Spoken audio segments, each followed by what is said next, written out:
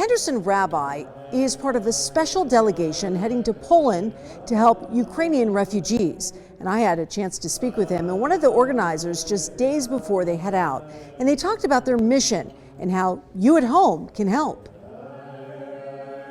Some things that we do in life, we will always remember. They touch our souls. They fill our hearts. They remind us of the fragility of life. First of all, I think this is, for me personally, an experience of a lifetime to make a difference. And as a group, we are bringing over 2 tons of supplies. So from that perspective, I feel really good. But the most important thing to me is that we bear witness that my eyes are your eyes and my heart is yours. And that when I come back, I'll be able to share with you stories of people that will make what's going on ever so real.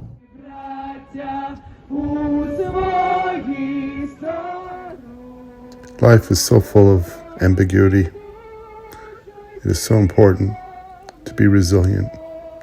So here I am in front of the Jewish Community Center in Krakow. In a few moments we'll be delivering the money and the supplies that we have raised throughout the United States. Our congregation can hold its head up high. Combined, we have raised $750,000, over 2 tons of supplies, and I'm sure the people will be proud and grateful to us as well. Thank you for your support.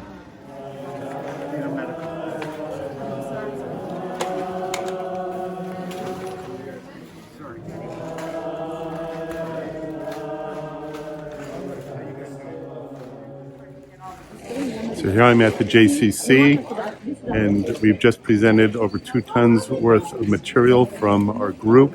You can see behind me the refugees who are making their way into the JCC constantly each day, receiving our support and that from other governments and from other groups.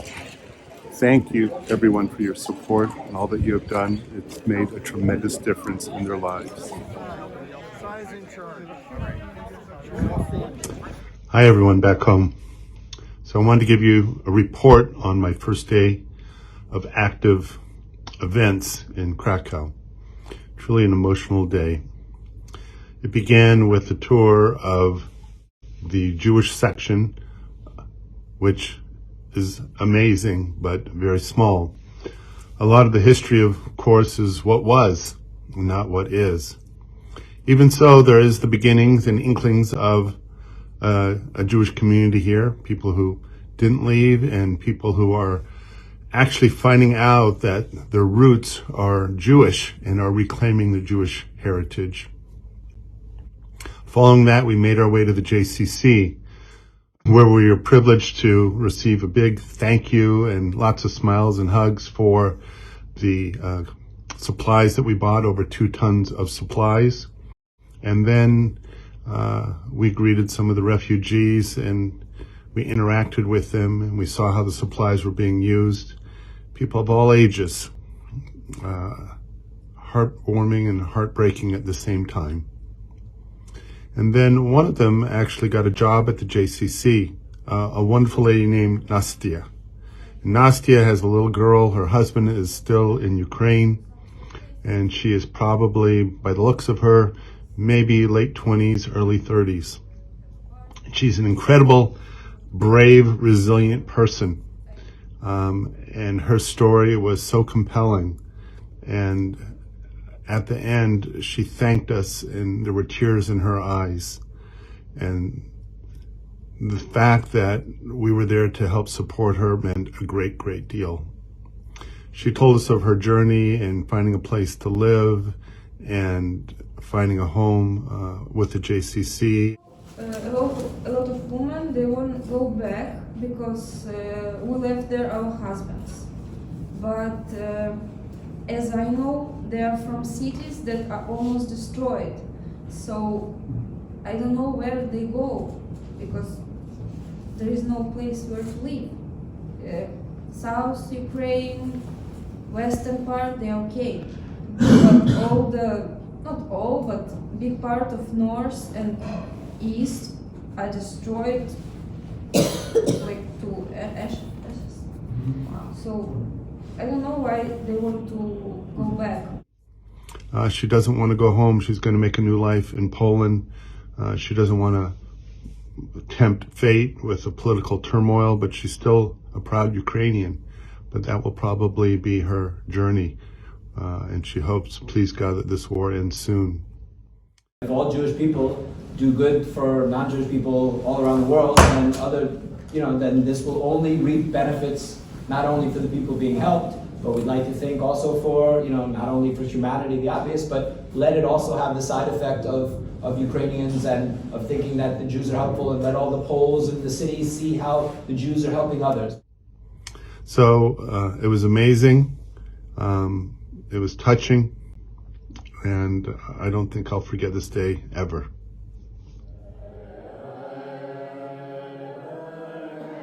It is up to us to find that strength within,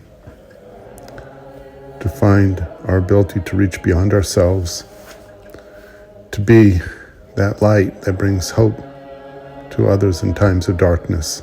For without hope, no matter how small, there is no life. Soon it will be Wednesday morning, the last day of our trip. But I couldn't go to sleep without just sharing with you the emotional impact of today. A full day in which we went to the border of Ukraine and Poland.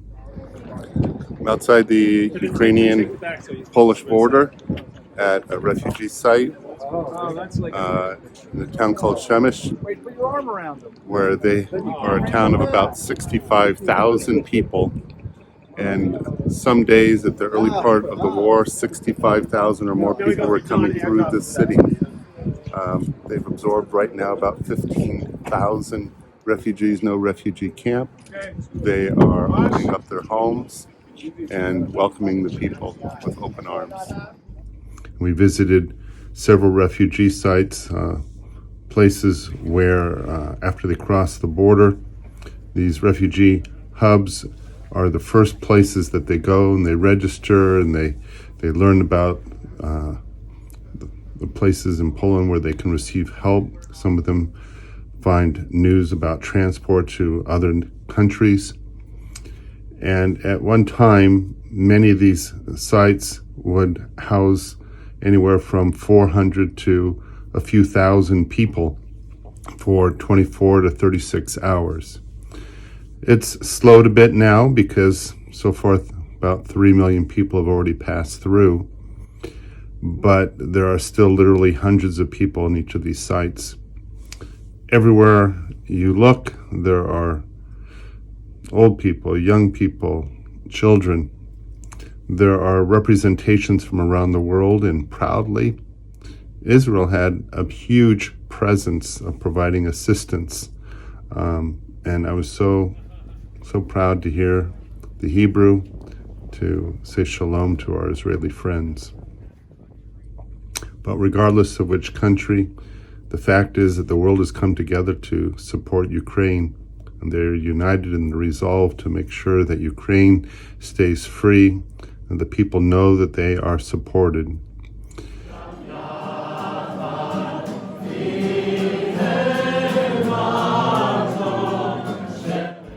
We ended the day with a special pre-Seder Seder, in which refugee volunteers came and joined us. Some were Jewish, some were not, in a room filled with about 150 people, and we held an abbreviated Seder.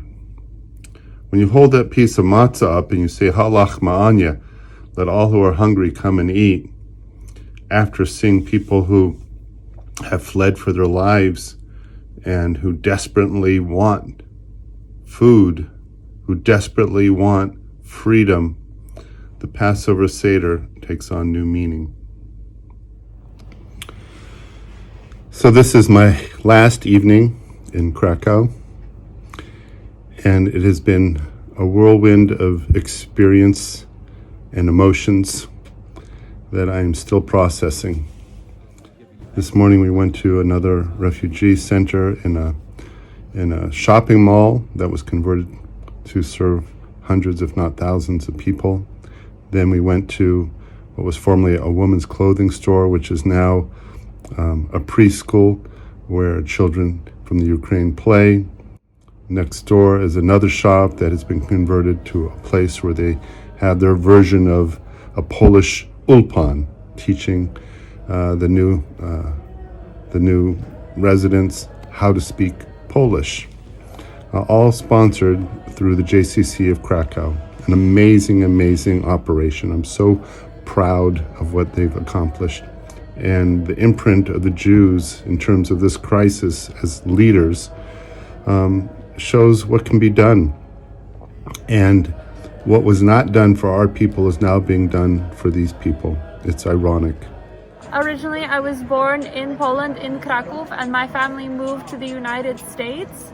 But now I'm back here in Poland and I'm working with the JCC to help alleviate the refugee crisis that we're currently going through. A lot of my work centers around writing grants for the incoming refugees. When we have groups, I go with them to the border.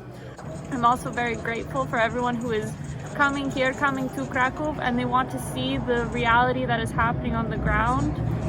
I really like to believe that the reason my country has mobilized so effectively and so quickly is because we're doing for our brothers and sisters who are Ukrainian what nobody did for us in 1939. The Jews are showing the Polish people the way. They are welcoming the Ukrainians, and it's a new beginning in many respects. We had our farewell siyum, or summary, and we all shared our thoughts. Olim, here you shall stay for a while, was the message that Jews heard from this land. Olim, here you shall stay for a while, is the message that the land is saying to Ukrainians. We came here to bear witness not only to the catastrophe, but to the tikkun in the Polish natural spirit. Poland is doing for Ukraine what no country did for us. Silence destroyed this community. This community must not be silent. Some said this is not the Poland that I thought it was. Others talked about the connection between Passover and Pharaoh and freedom. And others just talked about how good it felt to make a difference. All those feelings come to mind as I think about this experience and more. Together, we made a difference. Please, God, don't let that light burn out. Please, God.